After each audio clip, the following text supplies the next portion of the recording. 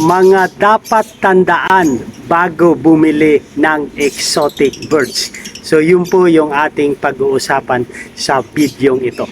Mapagpalang araw mga kahabi, welcome po sa ating munting channel.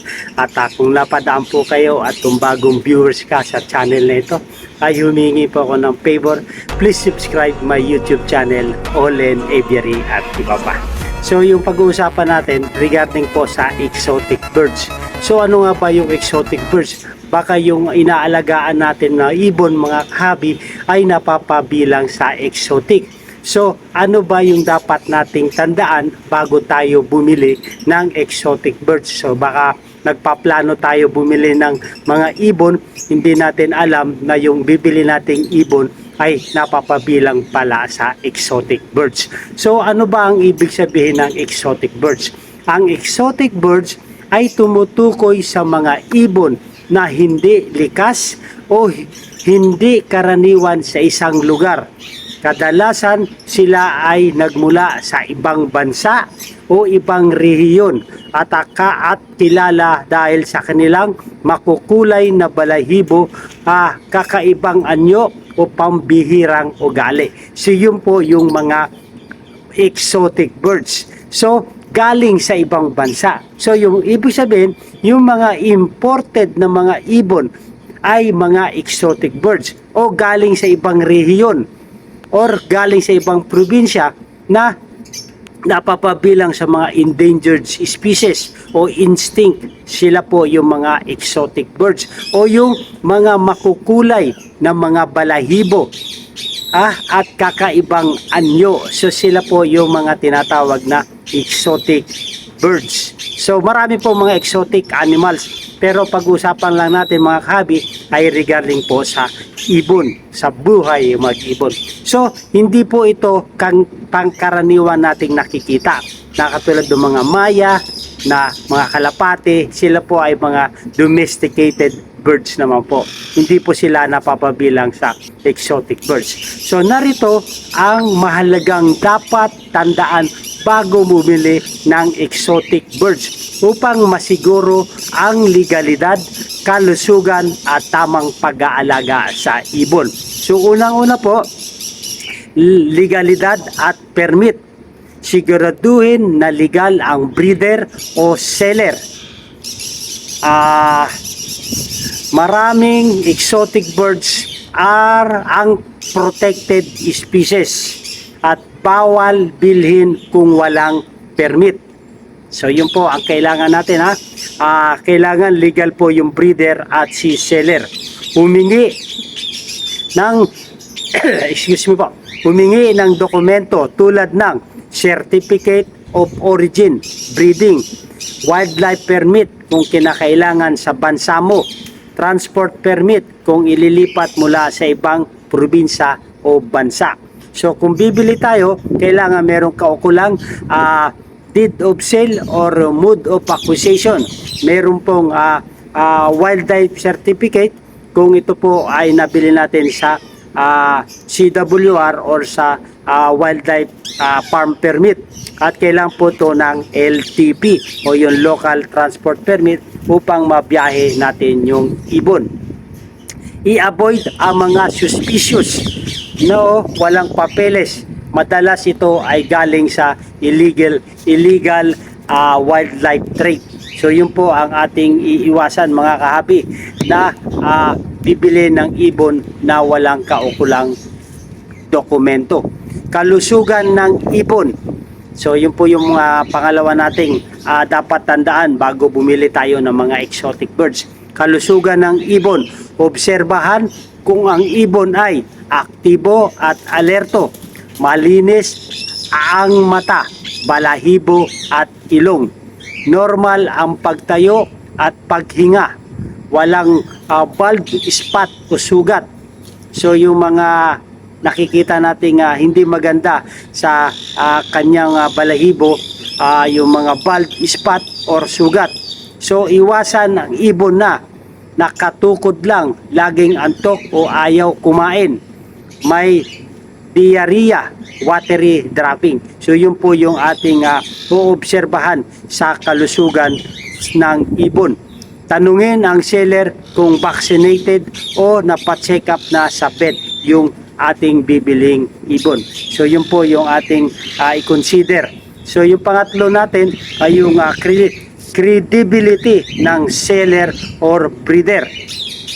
Maghanap ng breeder na may good review at matagal na sa industriya. Tanungin kung handpicked o parent raised ang ibon. Ito ay mahalaga lalo na sa mga parrots.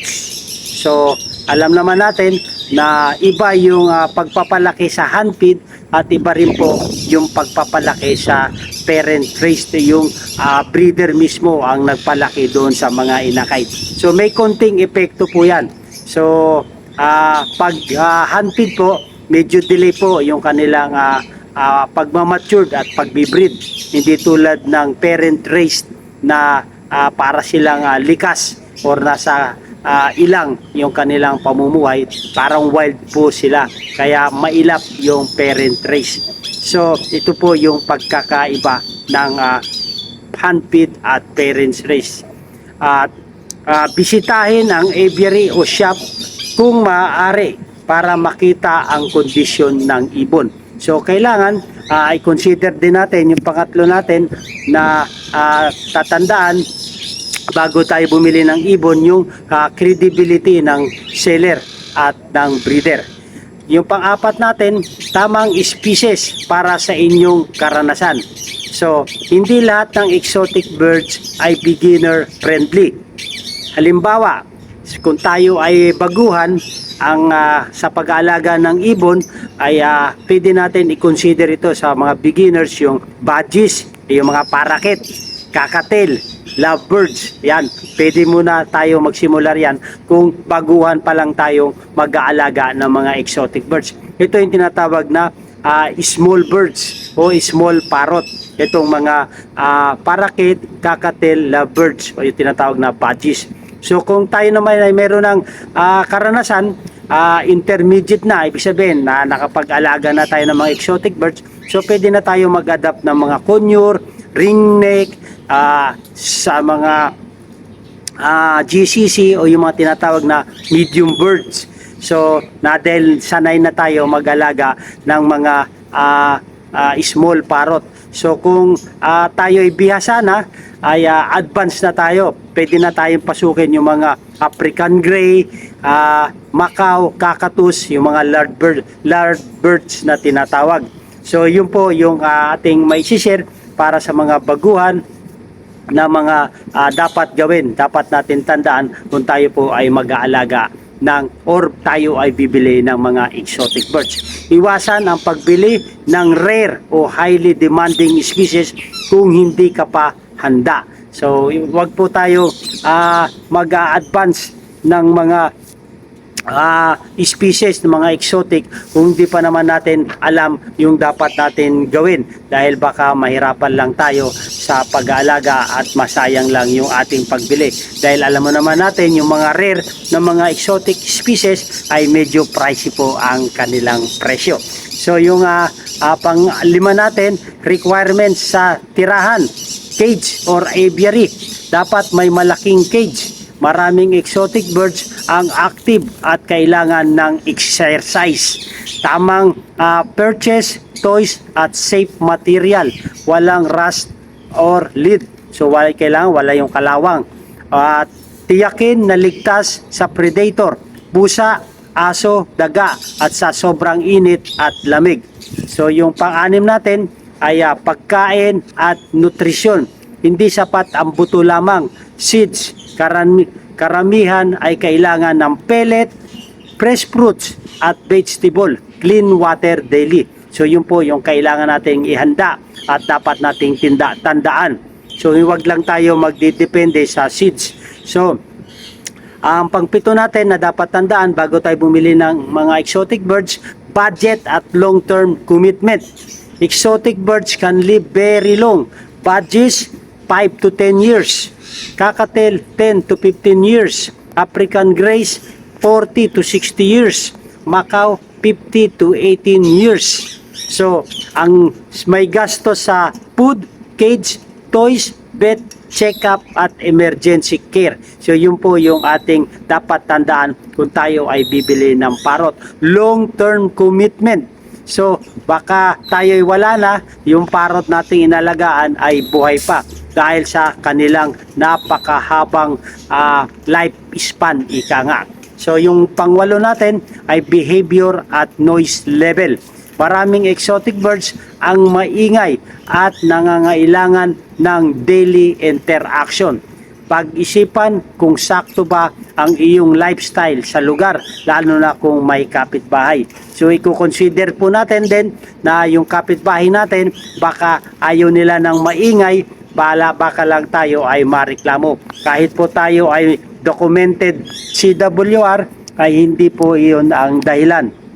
Dapat i-consider din natin ang ating kapitbahay. Sabi pa nga ng ibang mag-ibon, kung ang kapitbahay nyo ay lagi kayong narereklamo, bigyan natin sila ng ibon para parehas na kayo may mga ibon.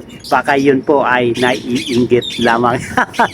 So yun po, bigyan natin. Kung marami naman tayong mga progenies, why not? Bigyan natin para hindi na tayo marereklamo dahil meron din siyang ibon na galing sa iyo. So mga dapat tandaan bago bumili, siguraduhing legal ang source. May mga batas na nagre-regula sa pag-aalaga at pagbebenta ng wildlife at exotic animals. Halimbawa, may mga kaso ng pagkaka-aresto dahil sa hindi legal na exotic animal trade.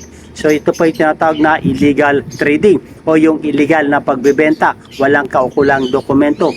Huwag basta-basta bumili kung hindi mo nakikita na ang actual na ibon o hindi mo makumpirma ang kalagayan at kalusugan nito. Maging handa sa pagbibigay ng tamang pangangalaga, kumpletong kulungan, cage aviary, tamang pagkain at tamang pag-aalaga. So yun po yung ating maisishare, maibabahagi, mga dapat tandaan bago bumili ng exotic birds. So mga kahabi, meron tayong mga natutunan regarding po sa ating talakayan. At kung nagustuhan nyo to, yung topic natin regarding po sa buhay mag-ibon, ay humingi po ako ng favor. Please subscribe my YouTube channel, Olen Aviary at iba pa. So nais ko rin pong i-shoutout ang ating mga kahabi na patuloy na sumusuporta. At nais ko rin po i-shoutout ang mga silent viewers dyan. Shoutout po sa inyo, Nicole Balani Dumapak, shoutout po kahabi. Si Kahabi Ja, kaibigan, shoutout po. Si Donald Kiyugaw, shoutout po. Si Yuter Makula, shoutout po sa iyo kahabi. Si Dukaw Goldwin Yums, shoutout po kahabi. Si Kahabi Matthew, shoutout po. Si John Combes Jr., shoutout po kahabi. Si Kahabi Wiwitan, shoutout po. Si Kahabi Shitsu Marikina, shoutout po kahabi. Si Kahabi Victor Aguila, shoutout po sa kahabi. Si Jonel G20, shoutout po. Si Sino 007, shoutout po sa iyo kahabi. Si Napoleon Cabrera, shoutout po. Si Kahabi Peterson Mendoza at si Kahabi Alberto Ramos, shoutout po sa iyo kahabi. At last but not the least, Kuya Joms TV, shoutout po sa inyo. Maganda ang buhay pag meron tayong kaalaman sa pag-aalaga, sa pagbili or bago bumili ng mga exotic birds. Tandaan natin, yung aalaga natin, alamin natin kung ito po ay napapabilang sa exotic animals. Mabuhay and God bless. Thank you for watching.